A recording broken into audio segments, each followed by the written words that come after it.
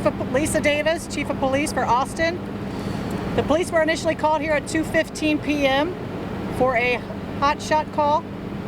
Officers arrived within 4 minutes. When officers arrived, they were met with 3 people that were shot inside the parking lot of Target. The suspect fled the scene, stole a car from the scene, took that car, wrecked that car, then hijacked another car. He was then found by Austin PD in South Austin, where he was taken into custody after a tasing. We have 3 people that are deceased. This is a very sad day for Austin. It's a very sad day for us all. And my condolences go out to the families. At this point, looking at the suspect, we have a male white suspect who appears to be 32 years of age, does have a mental health history, but all of that is very new. This is a new, very early in the investigation at this point, but he has been apprehended. I'd like to thank our public safety partners again. It is quite amazing to arrive on scene here and see fire and EMS, Austin AISD, all here helping and supporting.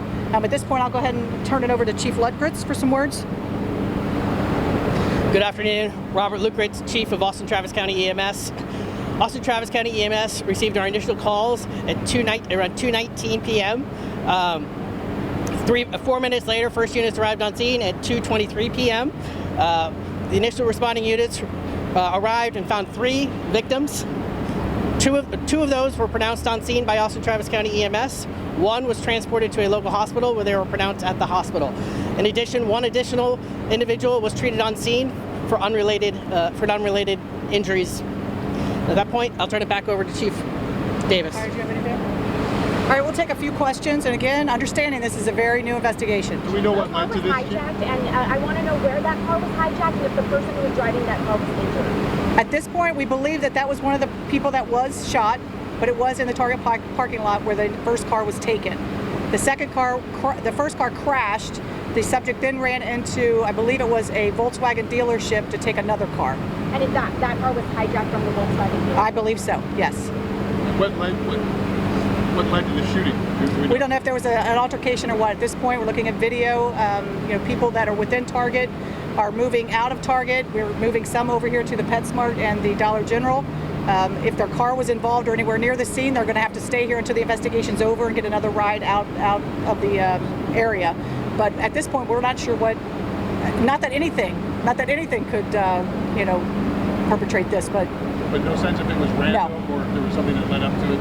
Exactly. Yes.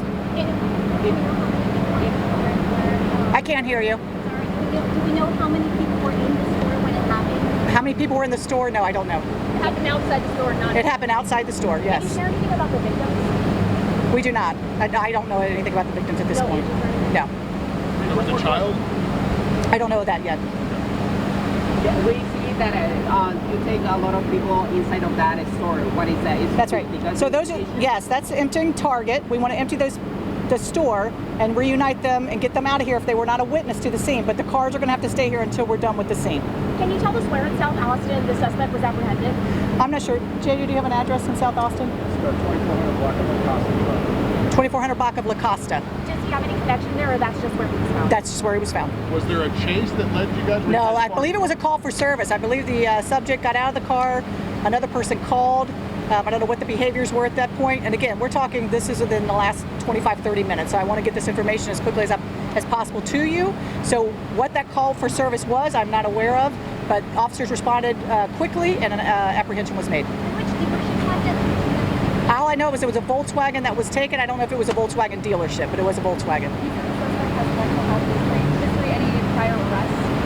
He does have a rap sheet here with us, but there is some emergency holds, detention holds. One more question. Again, our thoughts are with the family. This is a tragic time. Our thoughts are with the officers and EMS and fire who have to come and do the work here at the scene, forensics, everyone that's doing the scene. Again, a special thanks to AISD for coming over and helping out. It's a big scene, a lot of cooperation, and truly impressive the amount of cooperation that the city alone does together. So thank you all for coming. Thanks. Thank you, Chief. All right, and that was Austin Police Chief Lisa Davis telling us the latest with this investigation that they have so far. Basically, to bring you up to date with what she was saying, she said that police got the call about the shooting at around 2:15 this afternoon. She said they arrived within 4 minutes of that call. 3 people they found shot in the parking lot. And sadly, an update to what we had been reporting, there are 3 who are deceased. We had learned earlier there were 2, but now the police updated that number to say that there were 3 people who were shot and deceased. A 4th person was treated on scene for injuries not related to this, and that the suspect in this is a 32-year-old man who was familiar to police, who had dealt with some mental health issues, who had carjacked a car after stealing one and crashing that. And that the apprehension came after a tasing. That person is in custody at this point. As part of this as well, given the fact that this person had a mental health history, a documented mental health history, part of the investigation too now will turn to this person's ability to acquire some sort of firearm, which he clearly had, and his ability to acquire a firearm, how exactly that happened, where he may have obtained that firearm as well. That will also become part of the investigation. And in addition to that, she said this person does have a criminal history. That will be part of the investigation as well, going back into the court's file to try to figure out what that history is and looks like from a criminal perspective, whether or not that person was recently in custody, incarcerated, may have been recently released. All of those questions will be questions that will now become part of this investigation as well, given now that officers and investigators have established at least some preliminary information about their knowledge of this 32-year-old gunman. And once the gunman is processed, put into the system, that's when they will possibly release his name. That's correct, and that takes some period of time, as well as a determination about what exactly charges he will face. It is, of course, presumable, given that there are tragically fatalities in the situation, that that person will be charged with murder. But in addition to that, in these types of major investigations, we also see a suspect facing additional charges as well. But again, trying to learn everything they can about this suspect will become a priority for law enforcement as well. Yeah, Chief Davis calling this a sad day for Austin, saying that so many law enforcement and agencies collaborated very quickly to get this person off of the streets. He actually covered quite a bit of ground going from North Austin. Just thinking that as well. Yeah. And implemented it in South Austin. That's about how many minutes on the road? 15, 20 in the road. And of course, another major part of this as well is what happened at the conclusion of all of this. She gave us some insight that there was a call for law enforcement service, I believe she said, by someone in South Austin. This person obviously did resist arrest in some way, given the fact that she said that a taser was deployed to take him into custody.